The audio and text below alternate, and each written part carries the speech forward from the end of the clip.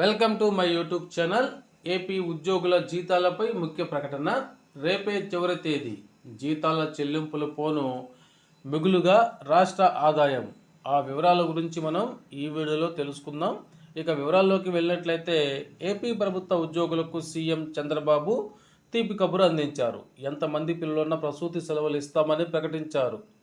AP ప్రభుత్వ ఉద్యోగులకు 2 పిల్లల వరకే ఈ ప్రసూతి సెలవులు ఉండగా ఇప్పటి నుంచి ఎంతమందికైనా సరే ఈ ప్రసూతి సెలవులను ఇస్తామని ముఖ్యమంత్రి చంద్రబాబు నాయుడు తెలియజేయడం జరిగింది. అదేవిధంగా మనం చూస్తున్నాం, జీతాలకు సంబంధించి నిధి పోర్టల్లో అరియర్ బిల్ ఆప్షన్ మార్చి 6వ తారీఖు నుండి ఓపెన్లో ఉంది. ఇది రేపటితో ముగుస్తుంది. ఎవరైనా గత నెలలో రెగ్యులర్ బిల్ మిస్ అయినా, బకాయిలు ఉన్నా, ఆర్జిత సెలవులు సరెండర్ చేసుకున్నా మీ బిల్లుని 10వ తేదీలోపు పూర్తి చేసుకోగలరు.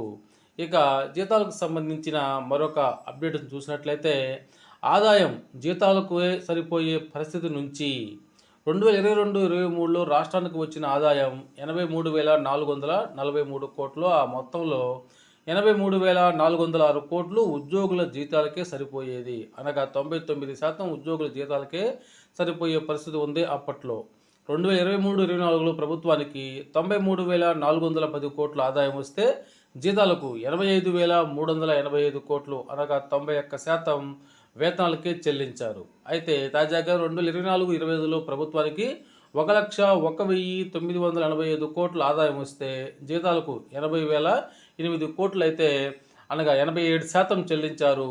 ఇక మిగిలిన 13% అప్పులపై వడ్డీ చెల్లించేందుకు కూడా సరిపోవటం లేదు. వైకాపా రాష్ట్రాన్ని అప్పుల కుప్పగా చేసింది, ఆర్థిక విధ్వంసం సృష్టించింది. విధ్వంసం అనే కంటే ఇంకా పెద్ద పదం ఉంటే వాడాలి అని పెయ్యావుల కేశవ్ అయితే మండిపడ్డారు. అదేవిధంగా ఇక్కడ మనం చూస్తూ ఉన్నాం, జీతాల వల్ల ప్రభుత్వంపై 87% భారం పడుతుందని మండలిలో స్లైడ్ ప్రదర్శించడం కరెక్ట్ కాదు. పీఆర్సీ, ఐఆర్ అని హామీ ఇచ్చి ఇప్పుడు దానిపై అడిగితే దాటవేస్తున్నారు. ఆశా వర్కర్లకు కనీస వేతనం ఇవ్వాలి, పిల్లల కలండి అని చెప్పే సీఎం ఆశా వర్కర్లను మాత్రము పట్టించుకోవటం లేదు అని వెంకటేశ్వరరావు ఎమ్మెల్సీ గారు అయితే ప్రభుత్వాన్ని ప్రశ్నించడం జరిగింది. అదేవిధంగా కార్మికులు ఉద్యోగులకి ఇచ్చిన హామీలు, ఇవ్వాల్సిన బకాయిల గురించి చెప్పడం లేదు. కూటమి ప్రభుత్వానికి కేంద్ర ప్రభుత్వం సహాయం చేస్తుంది అని మాత్రమే చెప్తున్నారు.